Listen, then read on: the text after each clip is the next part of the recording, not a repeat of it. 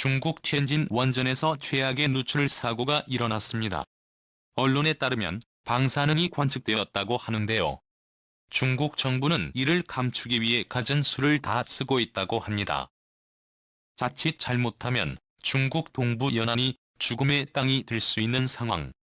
중국이 위험 상황을 모면하려고 하자 국제단체에서 중국 실사까지 외치며 중국의 실상을 파헤치기 위해 전문가 파견까지 고려하고 있다고 하죠. 대체 중국 동부에서 어떤 끔찍한 일이 일어났고 이 상황이 어떻게 진행되고 있는지에 대해 지금 더 자세하게 설명해드리겠습니다. 쉼없이 울리는 빨간불 다급한 작업자는 지하로 내려가려고 했으나 이미 봉인된 문은 열릴 기미를 보이지 않았습니다.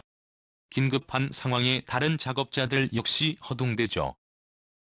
일어나지 않았어야 할 일이 발생했던 중국 장쑤성의 한 발전소. 평화로운 날을 깨뜨린 것은 사이렌 소리였습니다. 2011년 상반기 안전검사에서 아무런 이상이 없었던 이 발전소에 이상이 생겼다는 신호가 퍼진 것이죠. 황소리도 들리며 사태가 심상치 않다는 것이 드러났습니다. 중국 당국에 긴급하게 전화를 건 담당자들은 사태의 원인이 무엇인지 그리고 얼마만큼의 피해가 일어나는지 제대로 파악하지 못한 상황이었습니다. 실무자들은 그러나 상황을 대번에 눈치채죠. 류봉 경납고 주변이 완전히 봉인된 것을 확인한 그들은 방사능 누출 사고가 일어났다는 것을 파악했습니다. 그리고 해결유봉 손상이 일어났다는 사실까지 알게 되었죠. 내부 방사능 수치가 비현실적일 정도로 상승했기 때문인데요. 다행히 안전장치로 대비해둔 경납 처리가 작동해서 위급 상황을 막았지만 문이 닫히기 전 빠져나간 방사능까지 제대로 막을 수 없었죠. 다급하게 사고가 난 발전소 주변을 조사했고 작업자들 사이에서 약 500mV 수준의 방사능 피폭 관자를 찾을 수 있었습니다. 사고 나긴 후에 경납 장소 근처까지 처음 접근한 인물로 급하게 방사능 치료에 들어갔으나 피폭된 환자는 사망했다고 하죠. 중국 장쑤성 정부는 즉시 중앙정부에 이 사실을 보고했고 중국 정부는 군을 파견해 이 일대 봉쇄 작업에 들어갔습니다. 방사능과 조금이라도 관련이 있는 사람들은 외부로 나가지 못하게 최악의 상황을 막고자 기민하게 움직인 것이죠. 이 모든 일은 삽시간에 일어났습니다. 장쑤성 태난원전 사호기에서 발생한 이 사고는 중국 정부의 주도 아래 비밀리에 묻혀졌지만 비밀은 오래가지 못했습니다. 중국만이 아니라 전 세계적인 문제가 될 만한 내부 직원 중 한 명이 홍콩 신문인 명보에 이 내용을 알렸고 이 소식이 홍콩과 해외 언론을 통해 공개되면서 파란이 일어났습니다. 이미 여러 차례 중국 정부가 문제를 일으키고도 문제를 축소하거나 아예 없던 일로 하려는 행동이 빈번했던 것을 알게 된 세계.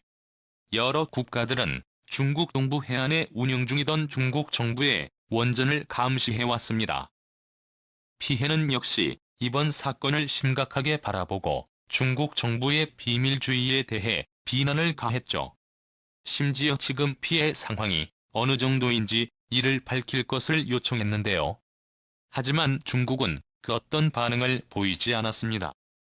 동부 연안에 건설되어 있는 해노움 원전은 태평양과 맞닿아 있는 장소. 후쿠시마 원전 사고로 인해 전 세계가 방사능 오염에 대해 공포를 느끼고 있었던 가운데 중국까지 오염에 기여한다면 이는 국가 단위로 끝날 문제가 아닙니다. 태평양 연안으로 방사능이 유출되고 이게 전 세계를 강타하면 인간만이 아니라 동식물에 이르기까지 어떤 위험한 결과를 초래할지 전문가들조차 모르는 상황. 그러나 중국은 어떠한 답변도 내놓지 않았죠. 중국이 입을 다물고 아무런 이야기를 하지 않는 것은 대체 무슨 이유 때문일까요? 그 이유의 뒷면에는 중국 경제와 깊은 관련이 있습니다. 중국은 전방위적으로 에너지 고갈의 위험에 놓였습니다. 그 사실은 2011년 호주와의 갈등에서 적나라하게 드러났죠. 중국은 각종 자원을 풍부하게 가지고 있는 국가로 일견 어떠한 문제가 없을 것처럼 보이는 국가입니다. 하지만 탄소 기반 에너지원의 경우 외부의 도움을 받지 않고는 공장 하나 돌릴 수 없을 정도로 외부 의존도가 심한 국가인 상황. 에너지 수요 면에서 다른 국가와 비교도 할 수 없을 정도로 높습니다. 17억 명이 넘는 인구를 부양하려면 당연히 그에 상응하는 공급이 필요한 법이죠. 그래서 중국은 사활을 걸고 에너지원을 사조해 돈을 아끼지 않습니다. 그러나 미국과의 무역 갈등과 러시아 전쟁을 거치면서 중국에게 유리한 교육 환경이 마련되지 않았죠. 오히려 중국이 자원 수입하기 불편한 환경이 조성되면서 에너지원 확보는 중국에게 있어 제일 당면 과제가 된 것입니다. 그래서 중국이 눈을 돌린 자원이 바로 원자력이었죠. 중국 전국인민대표회의에서 공개된 14차 5개년 계획의 자료를 보면 2021년까지 중국의 원전 설비 용량을 70기가와트로 늘려야 한다는 내용이 담겨 있습니다. 현재 중국이 운영하고 있는 51기가와트 원전 용량을 급속도로 늘려 중국의 에너지 위기를 극복하겠다는 계획이죠. 중국 동부 해안지대에 추가 원자로 시설을 짓는 것에 더해 해상 부유식 핵동력 플랫폼까지도 설립할 계획을 가진 것이죠. 쉽게 말해 물에 띄운 원자력 발전소까지 짓겠다는 곳입니다. 원전 위험성으로 인해 전 세계에서 원전 축소 움직임을 보인 것과 달리 중국은 세계 최대의 원전 국가로 거듭나기 위한 준비를 한 것이죠. 신화통신에 따르면 14차 5개년 계획에 포함된 원전 건설 외에도 추가 건설까지 주문한 것이 드러났습니다. 중국 정부는 1,200억 위안 하나로 23조 원을 투입해 기존 원전 3곳에 각각 2개씩 6기의 원전을 더 짓기로 했다며 탈탄소 정책의 주요 수단으로 원전의 중요성을 강조했습니다. 정부의 강력한 드라이브 덕분에 중국 원전 기술은 발전했고 유럽 국가들과 남미 국가들은 중국 원전 기술을 수입 자국에 적용하려는 움직임을 보였습니다. 영국은 영국 원자력 규제국과 환경청이 브래드의 원자력 발전소에 사용할 중국 설계가 영국에 적합하다는 판단을 내리며 원자로의 후발주자였던 중국이 영국에 원자로 발전소를 짓게 되는 쾌거를 거두었습니다. 영국 일반 설계 평가와 설계 승인 확인서를 모두 적법하게 통과. 중국은 기술력을 인정받으며 활용일호에 대해 허가를 받고 향후 세계 여러 곳에 원전 수출을 다짐했죠. 남미 역시 중국 원전 기술에 도움을 요청했습니다. 중국 국유 원전기업인 중국광역집단은 영국과 마찬가지로 자신의 핵심 기술인 화롱 1호를 아르헨티나에 수출하기로 결정. 아렌 정부는 이를 이용해 아토차의 원전을 지을 것을 발표했습니다. 다른 국가들 역시 우크라이나 러시아 전쟁으로 인해 자원의 냉혹한 현실을 깨닫고 중국 원전 기술을 수입한 것인데요. 그런데 중국의 방사능 유출 소식이 퍼지면서 중국이 꿈꿨던 방사능 강국은 헛된 희망으로 끝나게 되었습니다. 중국이 추천한 원전에 믿을 수 없어졌기 때문이죠. 국제원자력기구는 중국에서 일어나는 누출 사고에 대한 자료를 중국 정부에 공식 요청하는 한편 실사까지 나서겠다며 심각한 반응을 보였죠. 일찍이 중국 정부는 비슷한 원전 사고가 일어났을 때도 사건에 감추려고 했던 전적이 있기에 제대로 이를 수사하고 확인해야 하는 과정이 필요합니다. 홍콩에서 서쪽으로 130여 킬로미터 떨어진 타이산 원자력 발전소도 비슷한 문제를 겪었는데요. 원자로 냉각 시스템의 모터가 중단되는 다급한 상황이 벌어졌습니다. 관리 직원의 실수로 인해 생겨난 사고였죠.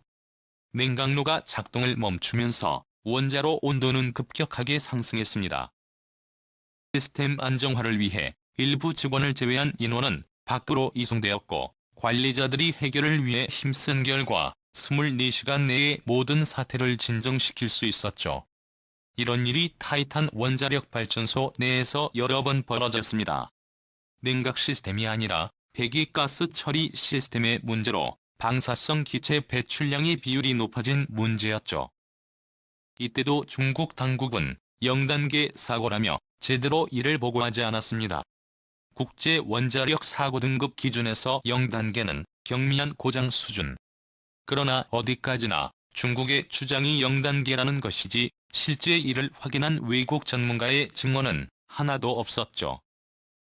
사실이 알려진 것도 타이산 원전의 협력회사인 프랑스 원전에서 프로마톤이 문제를 발견하고 나서 언론에 이 사실을 알린 뒤에야 비로소 확인할 수 있었죠. 중국 정부는 아무런 문제가 없다는 말만 반복할 뿐이었죠.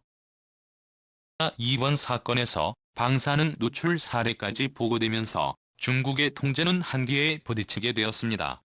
중국 원전 기술을 고려하던 유럽과 남미 지역 국가들은 중국 원전 도입 절차를 중지하거나 취소하는 모습이 보였습니다. 국제단체의 실사까지 들어올 예정이고 미국 역시 최악의 사고를 감추려 해선 안 된다고 성명을 내며 중국을 압박하는 상황. 코로나 때도 봉쇄로 일관했던 중국 국가가 이번에도 비슷하게 몰아세로 일관할 수 있을까요? 시행 주셔서 감사합니다.